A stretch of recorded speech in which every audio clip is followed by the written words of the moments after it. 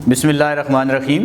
बच्चों, आज के लेक्चर के अंदर ये सेकंड लेक्चर है हमारा, और इस लेक्चर के अंदर बेसिकली आप रेट लॉ भी पढ़ोगे और एक रेट इक्वेशन क्या होती है वो भी पढ़ोगे, और उसी से रिलेटेड एक छोटा सा क्वेश्चन था बच्चों, कल हमने रेट ऑफ रिएक्शन पढ़ा, उसी से रिलेटेड एक छोटा सा न्यूमेरिकल है जो कि मैं आपको प्रैक्टिस करा रहा हूँ।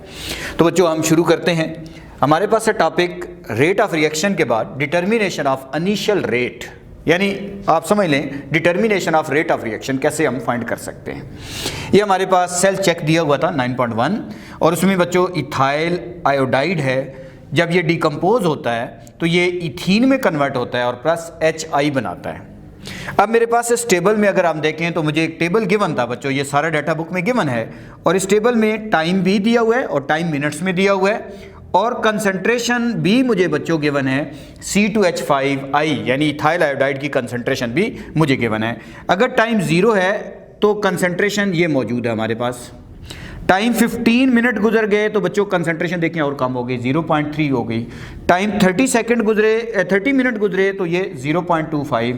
टाइम 48 मिनट गुजर गए तो कंसंट्रेशन और डिक्रीज हो गई। टाइम 75 मिनट थे तो बच्चों ये कंसंट्रेशन ऑफ इथाइल आयोडाइड, तो ये मेरे पास कंसंट्रेशन बच्चों इसकी जो है वो मेरे पास इसकी कंसंट्रेशन जो है वो गिवन है। अब मुझे इनिशियल रेट फाइंड करना है। सबसे पहले मैं ग्राफ बनाऊंगा, क्योंकि मुझे जब भी डाटा दिया होगा तो मैं ग्राफ ड्रा करूंगा, क्योंकि मुझे रेट ऑफ रिएक्शन का फार्मूला याद है। रेट ऑफ रिएक्शन होता है चेंज इन कंसंट्रेशन, जो रिएक्टेंट या प्रोडक्ट में से किसी भी की हो सकती है, divided by time taken for the change. Last time आप ये पढ़ चुके हो बच्चों। तो हम ग्राफ बनाते हैं टाइम के दरमियान और कंसंट्रेशन के दरमियान। तो देखिए मैंने एक्स एक्सिस पे टाइम लिख लिया मिनट में, और वाई एक्सिस पे कंसंट्रेशन लिख लिया। तो यहाँ 0 मिनट, 10 मिनट, 20, 30, 40, 50, 60, 70 और 80 मिनट ऐसे करके इसको ड्रा कर लिया, क्योंकि मैंने इसको ज़हन में रखा कि ये 75 मिनट तक जा रहा है, तो मैंने भी उसको तकरीबन 80 मिनट तक अपने ग्राफ को ड्रा कर लिया। और इथाइल आयोडाइड बच्चों इसकी कंसंट्रेशन मैंने देखी कि मिनिमम जो है वो 0.13 से लेकर 0.36 तक गई है, तो मैंने यहाँ पे भी जो है वो डिफरेंस जो है वो 0.5 ऐड करता गया हूँ। तो हमारे पास यहाँ पे 0 है, यहाँ 0.5 है, उसमें और ऐड किया 0.1 हो गया, उसमें 0.5 और ऐड करें 1.5 हो गया, फिर 0.5 ऐड करें तो 2.0, फिर 0.20, फिर 0.25, फिर 0.30, फिर 0.35 और 0.36, क्योंकि मेरे पास 0.40, क्योंकि मेरे पास 0.36 तक ग्राफ जा रहा था। अब बच्चों सबसे पहले मैं जब ग्राफ ड्रा करूंगा तो इधर आपने ध्यान करना है। अब जब कंसंट्रेशन मेरे टाइम 0 है तो ये कंसंट्रेशन है, तो मैंने सपोज कर दिया बच्चों, आप चेक करें तो आपको ये नज़र आ रहा है कि तकरीबन यहाँ से मैं स्टार्ट कर रहा हूँ, टाइम मेरे पास 0 है तो कंसंट्रेशन 0.36 है। टाइम 15 मिनट पे जाके कंसंट्रेशन मेरे पास 0.30 हो जाती है। तो देखें मेरे पास जब ये टाइम 15 मिनट्स ऑलमोस्ट तकरीबन यहाँ बनते हैं, तो ये कंसंट्रेशन तकरीबन इसके बराबर मैंने ड्रा कर दी। और फिर जब मेरे पास नेक्स्ट अगर हम देखें तो टाइम 15 मिनट्स था, जब टाइम 30 मिनट गुजरा तो 0.25, तो 0.25 अब 30 मिनट्स पे देखें तो तकरीबन ऑलमोस्ट ये है जी, ये उसके बराबर तकरीबन मैंने लेके चला। और फिर 48 मिनट पे 0.19, तो 48 मिनट तकरीबन यहाँ बनते हैं, और ये हमारे पास है जी इसके तकरीबन आप समझ लें कि इसके बराबर मैंने ड्रा कर दिया, ये यहाँ पे ड्रा हो गया। अब इसी तरीके से जब 75 मिनट गुजरे तो 0.13, इसका मतलब है पॉइंट इससे ऊपर आना चाहिए, तो ये देखें तो आप इसको तकरीबन आपको ये इसके ऊपर पॉइंट नज़र आ रहा है।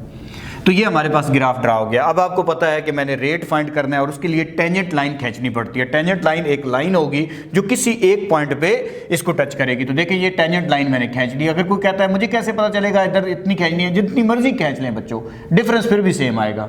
ये लाइन मैंने खींच ली इधर, ठीक है। जब ये लाइन खींच ली बच्चों तो ये हमारे पास यहाँ से स्लोप बनानी थी, इसलिए इस लाइन को फिर इससे मैच कर दिया। अब टाइम डिफरेंस ये आ गया, देखें तो मेरे पास डिफरेंस है जी, आपको पता है time taken for the change 0 से शुरू हुआ है जहाँ तक आया है। अगर किसी ने लाइन ये बड़ी खींची है तो बच्चों उसके मुताबिक डिवाइड भी नीचे चेंज होगा और ऊपर वाली वैल्यू भी चेंज हो जाएगी। तो इसलिए मैं आपसे कहता हूँ रेट का फार्मूला क्या है, तो ऊपर लिखेंगे चेंज इन कंसंट्रेशन, जिसको मैंने डेल्टा एक्स से लिखा हुआ है, divided by time taken for the change delta T से लिखा हुआ है, ठीक है। अब चेंज इन कंसंट्रेशन, तो बच्चों चेंज इन कंसंट्रेशन कितनी है, बड़ी वैल्यू में से छोटी माइनस कर दें तो ये 0.36 है, और ये तकरीबन आप देखें तो बच्चों यहाँ पे मुझे लग रहा है कि 0.36 है, और ये 0.20 से ज़रा थोड़ा सा बड़ा है तो 0.23 है। तो ये हमारे पास चेंज इन कंसंट्रेशन यहाँ से यहाँ तक इन दोनों के दरमियान जो डिफरेंस है वो निकाल दिया, बड़ी वैल्यू में से छोटी माइनस कर दी। अब time taken for the change के लिए लाजमी बात है, मैं अगर इसको देखता हूँ बच्चों तो ये तकरीबन ऑलमोस्ट 30 मिनट बन रहा है। 30 मिनट में से टाइम स्टार्ट कहाँ से हुआ था 0, 30 माइनस 0, तो ये इसको सॉल्व किया तो मेरे पास स्लोप यानी रेट ऑफ रिएक्शन आ गया। अगर कोई कहता है सर मैं इसको लाइन को बड़ा कर लेता, तो बच्चों इधर लाइन ड्रा करोगे तो आपके पास लाजमी बात है टाइम बढ़ जाएगा, चेंज लाजमी बात है। आपको पता है कि इसमें से ये अगर सपोज करें ये लाइन इधर ले आए तो इसमें से ये माइनस करोगे तो टाइम का चेंज भी डिफरेंस हो जाएगा, कंसंट्रेशन की वैल्यू पे भी फर्क पड़ जाएगा। जब वो उधर आएगा तो लाजमी बात है यहाँ से यहाँ ड्रा करोगे, बड़ी वैल्यू में से ये इस तरह की वैल्यू माइनस करोगे तो डिफरेंस, फिर भी आंसर सेम आएगा। अगर कोई प्रैक्टिस करना चाहता है बच्चों तो इसकी प्रैक्टिस कर सकता है। ये थोड़ा सा आपके पास एक सेल्फ चेक था जो कि मैंने आपको समझा दिया। अब बच्चों इसमें नेक्स्ट टॉपिक हमारे पास है रेट लॉ। ठीक है, नेक्स्ट टॉपिक हमारे पास है रेट लॉ। इसको बच्चों रेट लॉ को रेट इक्वेशन भी कहा जाता है, रेट लॉ या रेट इक्वेशन। अगर मैं आपसे कहूँ रेट लॉ या रेट इक्वेशन क्या है तो आप कहते हैं ये बेसिकली एक्सपेरिमेंटल रिलेशनशिप है between rate of reaction and concentration of reactant. इसको एक्सपेरिमेंटली लिखा जाता है रेट इक्वेशन को, जबकि केमिकल इक्वेशन जो है वो थ्योरेटिकली लिखी जाती है। तो इसकी डेफिनेशन क्या बनेगी रेट लॉ या रेट इक्वेशन की? Experimental relationship, experimental relationship between rate of reaction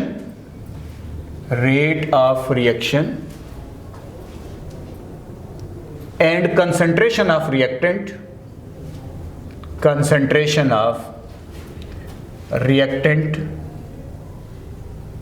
is called rate law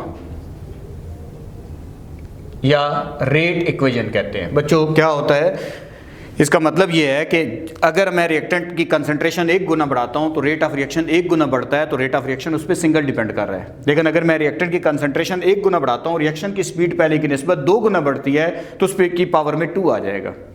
तो experimental relationship between rate of reaction and concentration of reactant is called rate law. It can only be written experimentally.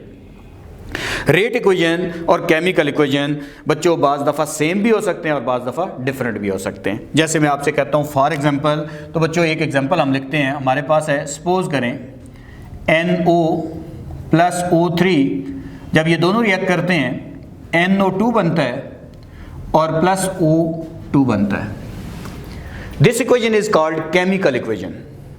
Rate equation for this reaction is, पता चला कि इसका rate of reaction इसकी concentration पे भी depend कर रहा है और इसकी कंसंट्रेशन पे भी डिपेंड कर रहा है, दोनों के डायरेक्टली प्रोपोर्शनल है। तो rate of reaction is directly proportional to concentration of NO and concentration of O3।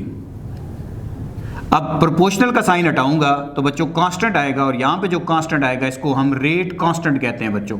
तो ये रेट कांस्टेंट है। अभी इसके टॉपिक के बाद मैं ये भी पढ़ाऊंगा कि रेट कांस्टेंट क्या होता है बच्चों। तो रेट कांस्टेंट आ गया जी, ठीक है। तो दिस इक्वेशन इज कॉल्ड, ये जो मैं बॉक्स में इक्वेशन लिखने लगा हूं बच्चों, this equation is called rate equation या रेट लॉ। इसको एक्सपेरिमेंटली लिखा जाता है। इस वक्त हम देखें तो जो केमिकल इक्वेशन है उसमें भी 2 रिएक्टेंट है, जो रेट इक्वेशन है उसमें भी 2 रिएक्टेंट है। तो केमिकल इक्वेशन और रेट इक्वेशन आपस में सेम है बच्चों। ये दोनों आपस में सेम भी हो सकते हैं, डिफरेंट भी हो सकते हैं, ठीक है। Rate equation and chemical equation में बी सेम और डिफरेंट। केमिकल इक्वेशन थ्योरेटिकली लिखी जाती है और उसमें वो रिएक्टेंट भी हो सकते हैं जिनके ऊपर rate of reaction practically depend ना करे, जबकि रेट इक्वेशन के अंदर सिर्फ वो रिएक्टेंट मौजूद होते हैं जिनके ऊपर rate of reaction practically depend करता है। एक और एग्जाम्पल देखते हैं बच्चों। मेरे पास एक एग्जाम्पल है, सपोज करते हैं हमारे पास है जी NO2 प्लस CO आपस में रिएक्ट करते हैं, NO बनता है प्लस CO2 बनता है। This equation is called chemical equation. Rate equation बच्चों डायरेक्टली हमारी बुक में लिखी होती हैं क्योंकि ये एक्सपेरिमेंट से आती हैं। तो मैं आपसे कहता हूँ rate equation for this reaction is, तो rate is equal to K, आप लिख दोगे NO2 की कंसंट्रेशन पावर 2 लिख दोगे। ये क्या हुआ, CO तो लिखा ही नहीं, तो पता चला कि जब प्रैक्टिकली हम परफॉर्म करते हैं इस रिएक्शन को तो इसकी कंसंट्रेशन 1 गुना बढ़ाते हैं तो रिएक्शन की स्पीड पहले की निस्बत 2 गुना बढ़ जाती है। जब हम इसकी कंसंट्रेशन 2 गुना बढ़ाते हैं तो पता चलता है रिएक्शन की स्पीड पहले की निस्बत 4 गुना बढ़ जाती है। इस पर डबल डिपेंड कर रहा है, इसलिए पावर 2 हो गया। लेकिन CO की कंसंट्रेशन बढ़ाने से या कम करने से रिएक्शन की स्पीड पे फर्क नहीं पड़ा, इसलिए ये केमिकल इक्वेशन में तो मौजूद है लेकिन रेट इक्वेशन के अंदर इसको हम नहीं लिखते। अब बेसिकली बच्चों इससे पता चला कि जहाँ केमिकल इक्वेशन और रेट इक्वेशन सेम होती है तो वो रिएक्शन सिंगल स्टेप होते हैं, इसलिए जैसा रिएक्शन नजर आ रहा है इसलिए उसी तरह की उसकी रेट इक्वेशन है। जहाँ रेट इक्वेशन और केमिकल इक्वेशन चेंज होते हैं तो बच्चों पता चला कि जो हमारे पास ये रिएक्शन है जो हमें नजर आ रहा है, क्योंकि केमिकल इक्वेशन ओवरऑल इक्वेशन होती है तो इसलिए ये रिएक्शन जो हमें जैसे नजर आ रहा है ये ऐसे प्रैक्टिकली नहीं होता बल्कि ये किसी और तरीके से परफॉर्म होता है। इसलिए इसका मैकेनिज्म लिखने लगा हूं क्योंकि रेट इक्वेशन हमेशा स्लो स्टेप से लिखी जाती है। इस चैप्टर में पढ़ाऊंगा रेट डिटरमाइनिंग स्टेप क्या होता है या स्लो स्टेप क्या होता है। तो देखें इस रिएक्शन का मैकेनिज्म लिखने जा रहा हूं। तो ये रिएक्शन जब परफॉर्म होता है तो बच्चों स्टेप नंबर 1 ये होता है कि जो स्टेप नंबर 1 हमारे पास है वो उसमें NO2 प्लस NO2 दो NO2 आपस में रिएक्ट करते हैं और NO3 बन जाता है प्लस NO बन जाता है। This step is called slow step या रेट डिटरमाइनिंग स्टेप। और हमेशा याद रखें जो रेट इक्वेशन होती है वो हमेशा स्लो स्टेप से लिखी जाती है। अब स्टेप नंबर 2 क्या होगा कि अगर इस रिएक्शन में देखें तो स्टेप नंबर 2 हमारे पास होगा जो NO3 बना है वो बच्चों दोबारा CO से रिएक्ट कर जाता है। इसी रिएक्शन का मैकेनिज्म लिख रहा हूं और आपके पास NO2 बन जाता है प्लस आपके पास इसमें CO2 बन जाता है। अब ओवरऑल इक्वेशन अगर आप हासिल करना चाहते हैं बच्चों इस स्टेप को कहते हैं फास्ट स्टेप। पहला स्टेप स्लो होता है और रेट इक्वेशन हमेशा स्लो स्टेप से लिखी जाती है क्योंकि स्लो स्टेप में जो रिएक्टेंट मौजूद होते हैं रेट ऑफ रिएक्शन सिर्फ उन्हीं पर डिपेंड करता है। देखें 2 NO2 मौजूद है स्लो स्टेप में, इसलिए इसमें देखें तो रेट इक्वेशन के अंदर जो NO2 है उसकी पावर 2 आया है। CO मौजूद नहीं है स्लो स्टेप में, इसलिए CO नजर नहीं आ रहा। अब देखें तो ये आपके पास ये कैंसिल हो रहा है, ये इंटरमीडिएट ऑफ द रिएक्शन कहलाएगा। क्यों कि देखें रिएक्शन में बना है at the end of reaction में कैंसिल भी हो गया बच्चों। तो ऐसी चीज जो रिएक्शन में बनती है और ओवरऑल इक्वेशन में नजर नहीं आती उसे इंटरमीडिएट ऑफ द रिएक्शन कहते हैं। इस रिएक्शन का इंटरमीडिएट NO3 है। अब इसी तरीके से इस NO2 को देखें बच्चों तो ये NO2 इस NO2 से कैंसिल हो रहा है तो मेरे पास ओवरऑल इक्वेशन क्या बन गई, तो फिर वो कोई इक्वेशन आ गई NO2 प्लस CO इनटू क्या हो गया NO प्लस CO2। तो ये this equation is called chemical equation. देखो केमिकल इक्वेशन बाकी तमाम स्टेप का सम होता है लेकिन जो रेट इक्वेशन होती है वो स्लो स्टेप से या रेट डिटरमाइनिंग स्टेप से लिखी जाती है। अब एक और रिएक्शन हम देखते हैं बच्चों और इसमें एक और रिएक्शन हम देखें तो हमारे पास रिएक्शन एग्जांपल नंबर 3 है। इसको सॉल्व करते हैं। NO हमारे पास है जी, सपोज करें NO प्लस H2 दोनों रिएक्शन आपस में रिएक्ट करते हैं तो N2 बन जाता है और प्लस H2O बन जाता है। बैलेंस करता हूं बच्चों तो यहाँ 2 लगा देता हूं और यहाँ पे भी आप समझ लें कि इसके साथ भी 2 लगाता हूं और यहाँ पे भी 2 लगाता हूं। इक्वेशन बैलेंस है। This equation is called chemical equation. Rate equation for this reaction is, इस इक्वेशन की रेट इक्वेशन ये होगी rate is equal to K और NO की पावर 2 हो जाएगा। देखिए इसके साथ 2 आ रहा है तो इधर 2 आ भी गया और H2 की कंसंट्रेशन पावर 1 आ जाएगा। हालांकि इसके साथ भी 2 आ रहा था, यहाँ 2 आ रहा था 2 नहीं लिख रहे। पता चला प्रैक्टिकली जब इसकी कंसंट्रेशन 1 गुना बढ़ाएगी रिएक्शन की स्पीड 2 गुना बढ़ी, इसलिए इस पर डबल डिपेंड कर रहा है।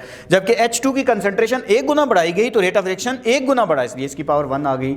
इसका मतलब है ये जो रिएक्शन मुझे जैसे नजर आ रहा है ये एक स्टेप में नहीं हो रहा, एक से ज़्यादा स्टेप में हो रहा है। जबकि जो रेट इक्वेशन है बच्चों वो हम स्लो स्टेप से लिखते हैं। तो इसलिए इस रिएक्शन का अगर मैं मैकेनिज्म आपके सामने लिखूँ तो बच्चों इस रिएक्शन का मैकेनिज्म हमारे पास कुछ ऐसे बन जाएगा कि मैं इसको ब्रेक करके लिखता हूं तो पता चलेगा कि जो रेट इक्वेशन है वो हमेशा स्लो स्टेप से लिखी जाती है। तो रेट इक्वेशन हम स्लो स्टेप से, जैसे रेट डिटरमाइनिंग स्टेप भी कहते हैं, मैकेनिज्म ऑफ द रिएक्शन क्या बन जाएगा। अब इस रिएक्शन का मैकेनिज्म अगर मैं लिखता हूं बच्चों तो मेरे पास स्टेप नंबर 1 जो फर्स्ट स्टेप होगा उसमें बेसिकली NO इसके 2 मोल H2 के 1 मोल से रिएक्ट करते हैं और N2 बन जाता है प्लस H2O2 बन जाता है। और जो स्टेप नंबर 2 है इसके अंदर हमारे पास जो बेसिकली H2O2 जो मुझे ओवरऑल रिएक्शन में नजर नहीं आ रहा, H2 के 2nd मोल से रिएक्ट करता है और H2O बन जाता है और इसके साथ भी 2 आ जाएगा।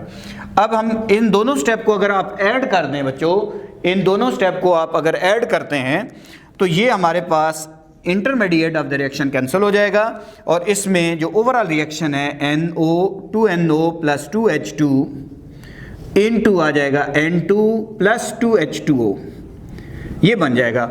This equation is called chemical equation. जबकि देखें तो रेट इक्वेशन जो है वो स्लो स्टेप पे लिखी जाती है। NO 2 है इसलिए देखें इसमें NO की पावर 2 आ रहा है और H2 का 1 मोल है इसलिए उसमें H2 1 आ रहा है। तो ये तो चीज़ आपको समझ आ गई होगी। अब बच्चों इसमें एक छोटी सी डेफिनेशन रेट कांस्टेंट की भी पढ़ाने लगा हूँ।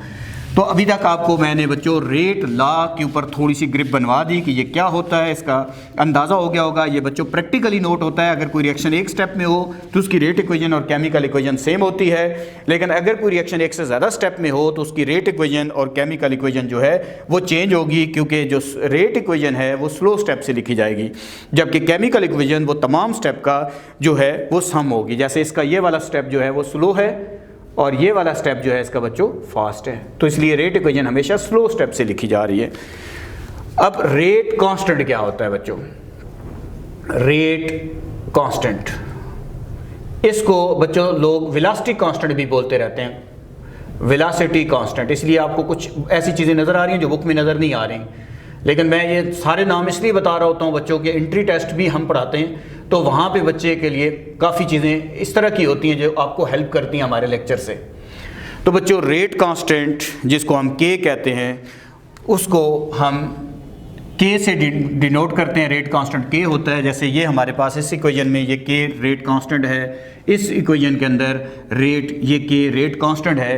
अगर मैं आपसे कहता हूँ इसकी डेफिनेशन क्या करेंगे तो आप कहते हैं रेट ऑफ रिएक्शन अगर हो, अगर इन रिएक्टेंट जितने भी रिएक्टेंट मौजूद हैं इनकी मोलर कंसंट्रेशन यूनिटी ले ली जाए, 1 ले ली जाए, तो rate is equal to K आ जाता है। इसलिए इसकी डेफिनेशन इसके मुताबिक की जाएगी। इसकी डेफिनेशन बनेगी rate of reaction, rate of reaction when concentration of rate of reaction when concentration of each reactant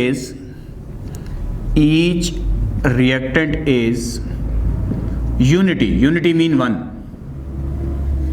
is called rate constant, is called rate constant। जैसे मैं आपसे कहता हूँ बच्चों for example rate of reaction when concentration of each reactant is unity is called rate constant. तो आप कहते हैं सपोज करते हैं हमारे पास एक रेट इक्वेशन है, rate is equal to K, A की कंसंट्रेशन है और B की कंसंट्रेशन है। सपोज करते हैं बच्चों, तो मैं आपको molar concentration of A and molar concentration of B ये यूनिटी दे देता हूँ, यूनिटी मीन 1 दे देता हूँ, ठीक है, यूनिटी मीन 1। आप इसमें पुट करें, ठीक है। जब आप इसमें पुट करेंगे तो लाजमी बात है rate is equal to K और इसकी जगह भी 1 पुट हो जाएगा, इधर भी 1 पुट हो जाएगा, या इनकी पावर कुछ नहीं है तो 0 है, 0 किसी की पावर हो तो 1 हो जाता है, तो rate is equal to K हो जाएगा।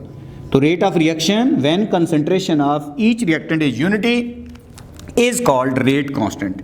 अब छोटे छोटे सवाल पूछे जाते हैं बच्चों यहाँ से, जैसे मल्टीपल चॉइस आ जाते हैं, और मल्टीपल चॉइस में क्या चीज़ पूछ ली जाती है कि आपसे ये चीज़ पूछ ली जाती है, बताओ बच्चों K की वैल्यू क्या कंसंट्रेशन ऑफ रिएक्टेंट और प्रोडक्ट पे डिपेंड करेगी। तो याद रखें बच्चों रेट कांस्टेंट जो K है इसकी वैल्यू इंडिपेंडेंट है concentration of reactant and product, यानी value of K does not depend upon concentration of reactant and product. एक और बात याद रखनी है बच्चों, वैल्यू ऑफ K और किस पे डिपेंड नहीं करती, value of K does not depend upon time, time पे भी डिपेंड नहीं करती। तो फिर K की वैल्यू डिपेंड किसके ऊपर करती है? वैल्यू ऑफ K जो है वो डिपेंड करती है टेम्परेचर के, टेम्परेचर के साथ इसका रिलेशन होता है, ठीक है। Value of K is directly proportional to temperature. तो अगर कहीं मल्टीपल चॉइस आ जाए कि value of rate constant K depend upon, value of rate constant K depend upon concentration, नहीं, अच्छा टेम्परेचर, टाइम नहीं, टेम्परेचर, यस, टेम्परेचर को आप इसमें सिलेक्ट कर लोगे कि ये टेम्परेचर पे डिपेंड करती है। बच्चों एक और छोटे छोटे क्वेश्चन आते हैं, 1-2 मिनट की बात करता हूँ। वैसे तो सवाल बहुत ज़्यादा आ रहे होते हैं जहन में बच्चों, लेकिन वीडियो को देखते हुए हम थोड़ी सी कोशिश कर रहे होते हैं कि आपकी वीडियो भी टू द पॉइंट सिलेबस के मुताबिक हो। अदरवाइज़ इंटरेस्ट टेस्ट का टेस्ट भी मैं देना चाह रहा होता हूँ लेकिन रुक जाता हूँ। अब बच्चों हमारे पास इसमें ना कभी कभी के की यूनिट पूछ लेता है। जैसे वो कहता है कि सपोज करें मैं आपको ये एक रिएक्शन देता हूँ कि रेट इज इक्वल टू के है और एक मेरे पास रिएक्टेंट है और उसकी कंसंट्रेशन की वैल्यू उसकी पावर 0 है, यानी 0 ऑर्डर रिएक्शन है। ये मैं टॉपिक बाद में पढ़ाऊंगा ऑर्डर ऑफ रिएक्शन, लेकिन यूनिट ऑफ रेट कांस्टेंट के बारे में बता रहा हूँ। इसकी वैल्यू डिफरेंट हो सकती है। अब आपको पता है कि ये 0 ऑर्डर रिएक्शन है। 0 ऑर्डर रिएक्शन में के की यूनिट निकालनी है, तो आप रेट की जगह क्या लिखोगे बच्चों? रेट का फार्मूला कल हमने रेट ऑफ रिएक्शन का फार्मूला पढ़ा है, मोल पर डेसीमीटर क्यूब पर सेकेंड। और के ऐसे लिख दोगे तो एक इसकी जगह क्या लिख दोगे बच्चों? इसकी कंसंट्रेशन आपको पता है कि जिसकी पावर 0 होती है उसकी पावर 1 हो जाएगी। तो K इज इक्वल टू आपके पास है मोल पर डेसीमीटर क्यूब पर सेकेंड। तो मैं आपसे कह सकता हूं बच्चों, ऐसे कौन सी रिएक्शन है जिनके अंदर रेट कांस्टेंट K और रेट ऑफ रिएक्शन की यूनिट सेम होती है? तो आप कहेंगे 0 ऑर्डर रिएक्शंस। अच्छा, अगर मैं आपके सामने बच्चों अगर कह दूं कोई रिएक्शन आपके पास है फर्स्ट ऑर्डर, उसके लिए कैसे निकालोगे? तो बच्चों फर्स्ट ऑर्डर की पावर 1 होगी, सपोज करें इसकी पावर 1 है, इसमें के की यूनिट क्या होगी?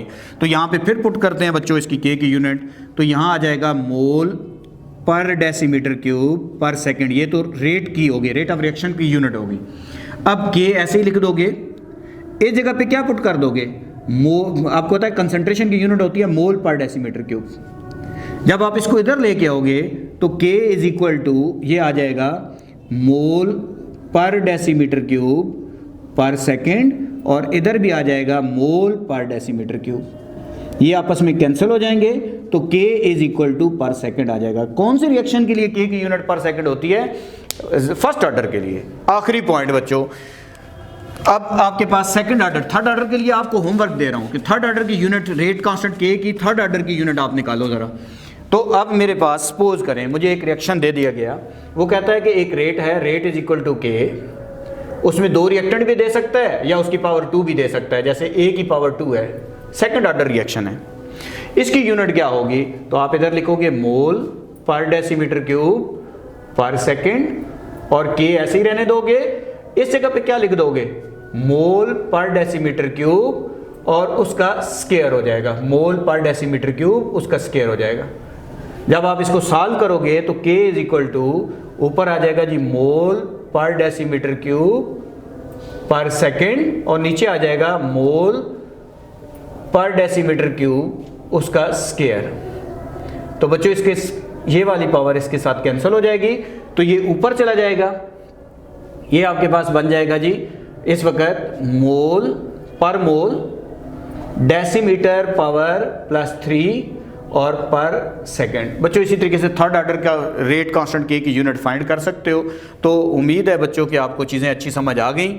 आज के लेक्चर के अंदर हमने बेसिकली क्या क्या चीज़ें पढ़ी कि रेट ऑफ रिएक्शन फाइंड कैसे करते हैं, उसके बाद हमने पढ़ा कि रेट लॉ क्या होता है, उसके बाद हमने पढ़ा कि जो है वो रेट जो हमारे पास है रेट कांस्टेंट के क्या होता है, और यूनिट ऑफ रेट कांस्टेंट ये मैंने वैसे बताई, आपकी बुक में नहीं है, लेकिन ये बच्चों सॉल्व करके टेक्निक बताई, एंट्री टेस्ट में क्वेश्चन पूछा जाता है तो इसलिए आपको बताया। तो उम्मीद है बच्चों आपको अच्छा समझ आया होगा।